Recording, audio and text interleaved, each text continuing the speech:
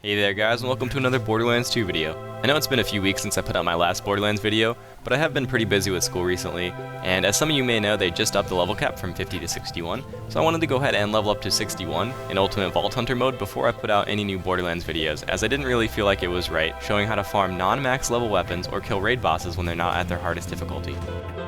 Now that I am level 61, I'm going to go ahead and resume putting out Borderlands videos so you guys can look forward to that. The first video series that I'm going to be doing is going to be me showing you guys how to farm the Invincibles or the raid bosses in Ultimate Vault Hunter mode. Each of the bosses have become much more difficult than they were at level 50, because they have experienced a significant increase in their amount of overall health that's not proportional to the damage that you gain by becoming level 61. So each of these boss fights takes a lot longer than they did before, and it's more of an endurance battle than it is a DPS race. For those of you that have seen the video of me soloing Terramorphous at level 50, which I'll link in the top of this video, you'll know that this fight pretty much plays out the exact same. However, the major difference is going to be that I am going to be prioritizing killing the tentacles rather than DPSing Terramorphous. As you've already seen in this video, I'm going to be providing information on how big of a threat each of the different types of tentacles are to you, and this should give you some idea of how quickly you need to take them out.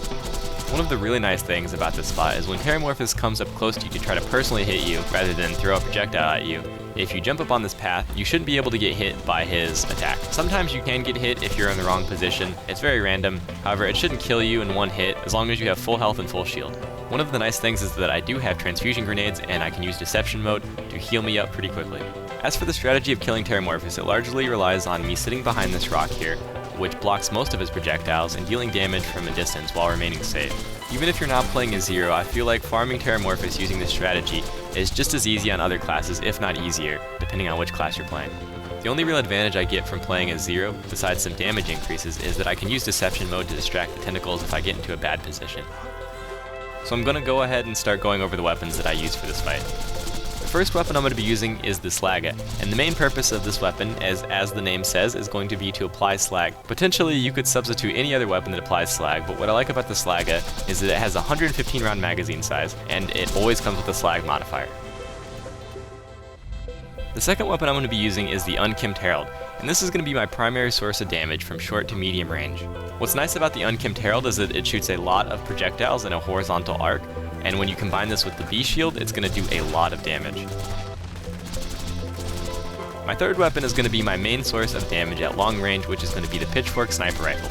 The Pitchfork is going to behave in the same way that the Unkempt Herald does, in that it shoots out a lot of projectiles, and when you combine this with the B shield, you're going to be doing tons of damage.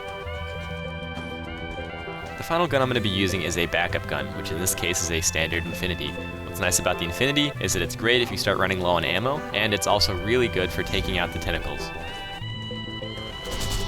And as for equipment, the most important piece of gear you're obviously going to need is the B shield. I'm sure most of you know by now, but what's nice about the B shield is it's going to deal 180,000 damage on every shot as long as your shield remains at full capacity. For the class mod I'm actually using a Legendary Hunter class mod. However, you don't have to have this exact one, just something with a significant amount of crit damage will suffice. And for the grenade mod, which I mentioned earlier in the video, I'm going to be using a simple transfusion grenade, which helps me get back up to full health in case I take any damage. And finally, I'm just using the Sheriff's Badge Relic, which gives me a little bit of increase in pistol damage. As for my skill points and spec, I'm not even going to show it on the video because it's pretty basic. It's just full points into sniping and full points into cunning until you get to the very bottom of the skill tree. So that's pretty much all you need to know when trying to solo Terramorphous. I'm going to go ahead and speed up the rest of the video, as it's just going to be me slowly working them down and taking out the tentacles, but I will slow it back down so you guys can check out the loot at the very end of the video.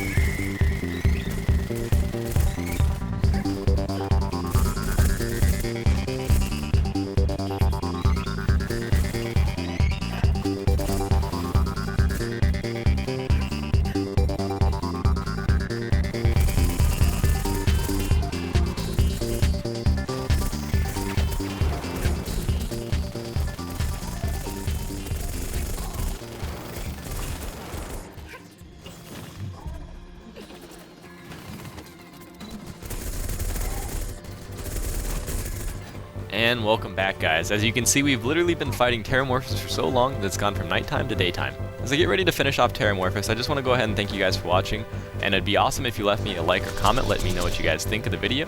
You can also subscribe to my YouTube channel if you want to see more Borderlands 2, or you can follow me on Twitch as I actually do live stream games quite often, and I'll go ahead and link that in the video. One quick announcement that I do want to throw out there is that when the Psycho is released later this week, I'm going to be doing a live stream of the first playthrough of the Psycho on Twitch TV, so you can check that out if you want to. And it's kind of funny because I did get the Slayer of Terramorphous class mod for the Psycho, which is ironic because he's not even in the game yet. But that's pretty much it for this video, so thanks for watching, guys.